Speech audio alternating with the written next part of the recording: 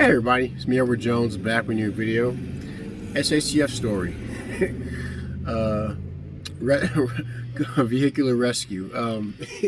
It's been a long time since I've done one of these videos. I remember I did one many years ago where I responded to a car accident on my old street where the driver, he was drunk and he hit a parked car. His face was all bloody. His cheek was crushed in, and I remember, I remember that night. It was like 1 in the morning. I think I remember what I said in the video.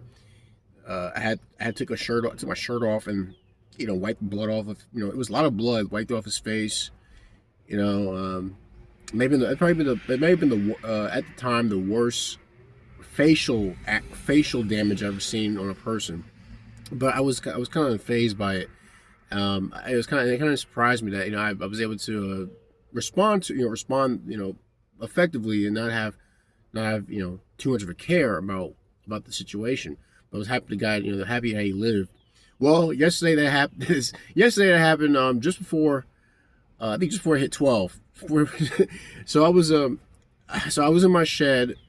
I've been working on inside my shed. I've been trying to maximize how much space I can get. It's a small space, but when we moved, I have a lot of stuff that I need to shift around, things I have to destroy, things I have to build up, replace, get rid of, recycle, things like that. And I was just kind of chilling in my shed, and I took a break. It was it was pretty late at night. I was a bit tired. I knew I had to do my taxes that night. And I said, I'm gonna watch some capybara videos. I think they're cool animals. It's cool, it's cool to just sit back and chill for a bit before you have to get into doing some work. And so I watched a couple of videos, and I was done. And I think I was listening to a Count Dankula video, and all of a sudden I heard this big boom, and I was like, what was that? And as I ran outside. And the thing is, I'm also fully dressed. I didn't really change my outfit. I even had my boots on. But I ran outside, and I ran to our front yard, or ran to the fence at least to our front yard, and I saw a car flip over right in front of my next door neighbor's house.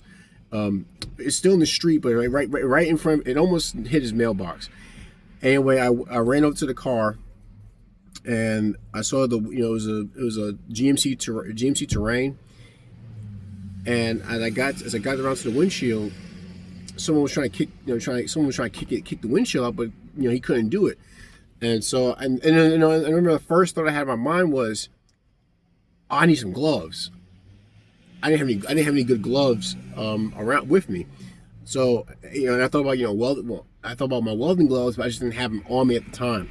So it was a real young guy. He was trying to kick the window. He was trying to kick out the windshield, but he wasn't strong enough. He couldn't kick it out.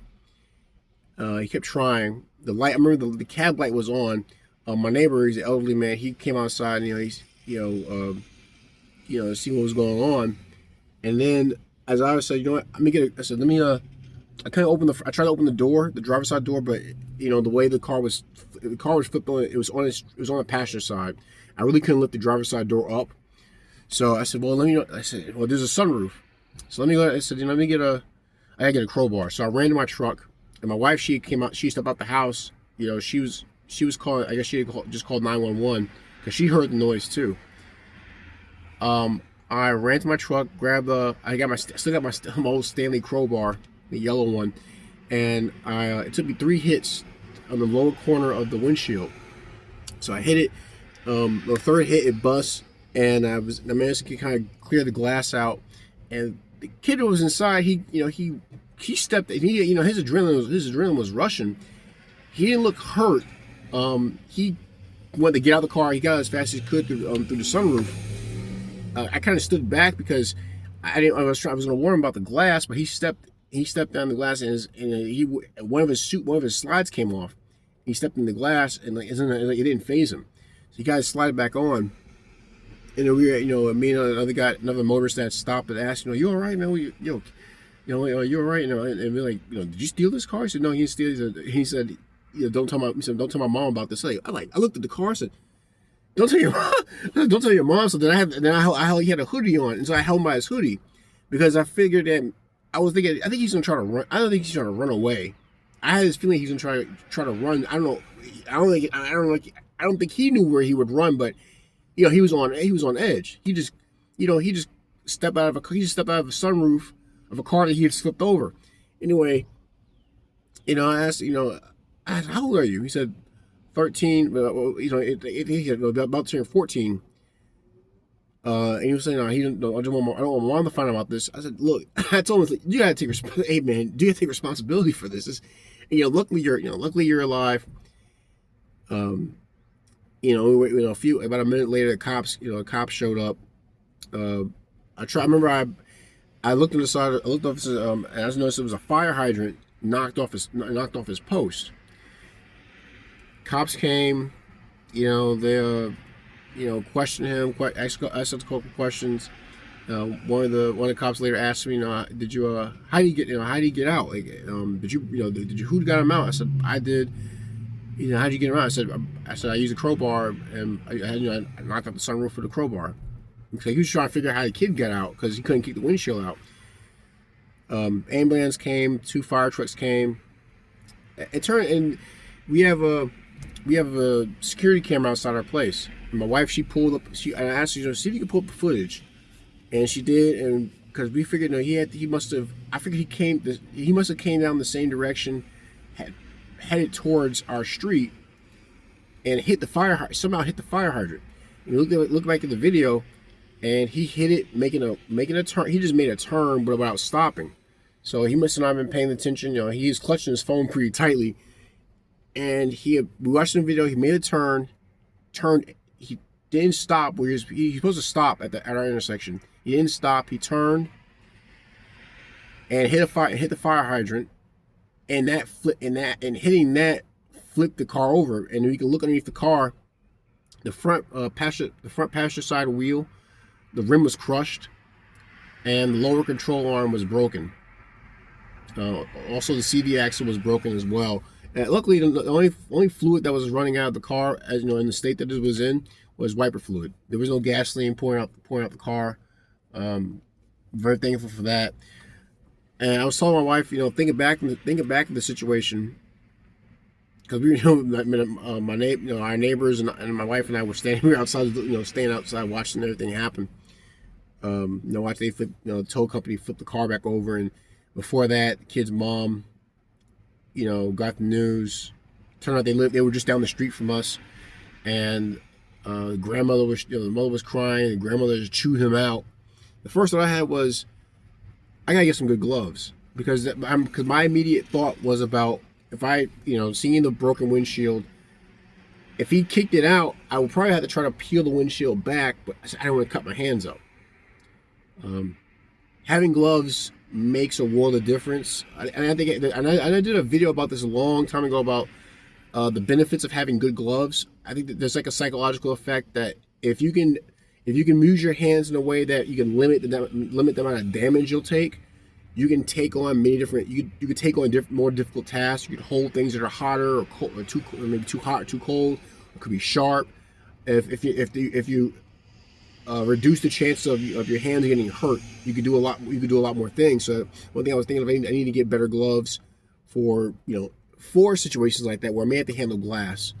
Another thing I thought of was that I grabbed the crowbar because not just because of the busting out the window, but in case I may have to pry a door open. But I've actually had the experience of trying to pry open doors like at pull apart, and it is quite difficult to do with a crowbar because not really because of the leverage, but because of the multiple ways of the lock systems that are set up inside car doors. They're meant to really not be able to pop open that very easily. I think in case of there's an accident, you don't want the doors coming open and having the potential of the person flying out the vehicle. So it is a bit more difficult to pry open a car door. That's why also I think the jaws of life, is something that the fire departments have, because you need a machine like that to actually get a car door open or cut into a car effectively to rescue someone who may be trapped inside. But I did think about I do keep a glass breaker like right here on my steering column. But I think, but also, I told my wife I'm kind of happy I didn't use that because I don't want to be too close to the car using that. Because like I said, when I once I broke the sunroof, he basically bolted out of the car. Like he wanted to get out as fast as he could.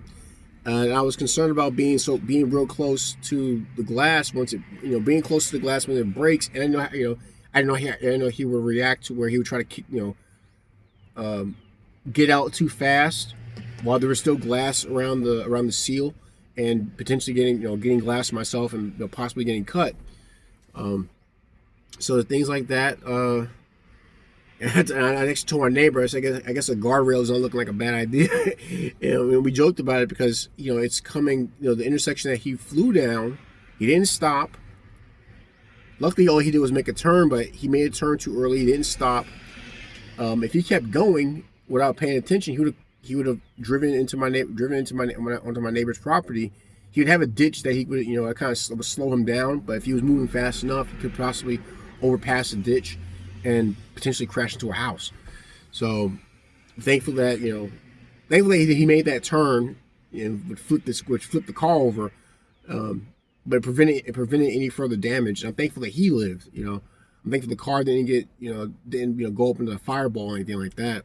I have seen that firsthand, but I'm thankful that he was all right. More or less all right. But yeah, it's been a long time since I've done a video, where I talked about, responding to something that's out of this world. But that's what happened to me. That's what happened to me, my wife, our neighbors, early this morning. And my wife said, you're gonna make a video about this, aren't you? I said, yeah. It's been a while since I made a video. I figure why not, break that long hiatus with a good one.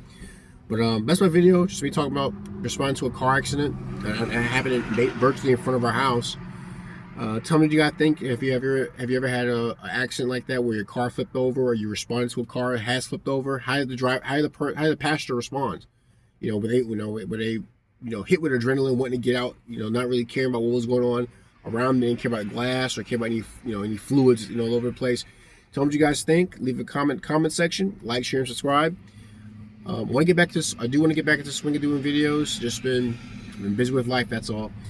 Any gripes, complaints, send me a PM. I see what I can do to address them. And if you want to help out with the channel, go to my YouTube homepage, look for the PayPal link and or the Cash App link. All donation amounts are appreciated. That's my video. It's SHTF story, collision response. I'm Edward Jones. You guys take care, be safe, stay strapped, and God bless.